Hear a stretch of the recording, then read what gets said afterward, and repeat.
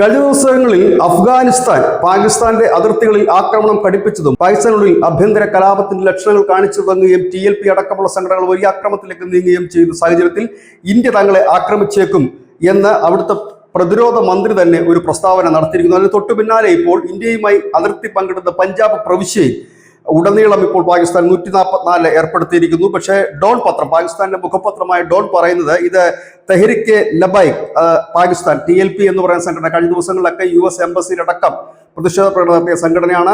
Israel വിരുദ്ധ പ്രക്ഷോഭങ്ങൾ നയിച്ചുകൊണ്ടിരിക്കുന്ന സംഘടനയാണ്. കഴിഞ്ഞ ദിവസം ഇതിന്റെ പ്രവർത്തകർ അനവധി പേർ കൊല്ലപ്പെട്ടിരുന്നു. സംഘടന അവകാശപ്പെടുന്ന 250-ലേറെ പ്രവർത്തകർ കൊല്ലപ്പെട്ടു എന്നാണ്. പക്ഷെ 13 പേരാണെന്നാണ് ഔദ്യോഗികമായ ഭാഷ്യം.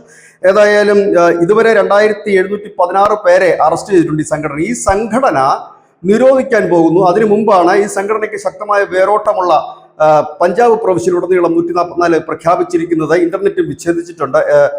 ഈ വിവരമാണ് ഇപ്പോൾ പുറത്തു വരുന്നത്. നമുക്കറിയാം ബലൂചിസ്ഥാനിൽ പ്രശ്നമാണ്, ഒപ്പം തന്നെ ഖൈബർ പഖ്തൂൺ മേഖലയിലും പ്രശ്നമാണ്. അതോടൊപ്പം തന്നെ പഞ്ചാബ് പ്രവിശ്യയിൽ പുതിയൊരു സംഘർഷം ഉരുത്തിരിഞ്ഞു വരുന്നു. അത് തുടക്കത്തിലെ ഇല്ലായ്മ ചെയ്യുന്നതിന് വേണ്ടി ഈ സംഘടനയെ നിരോധിക്കുന്നതിന് വേണ്ടിയിട്ടാണ് 144 പ്രഖ്യാപിച്ചിരിക്കുന്നത്. News desk.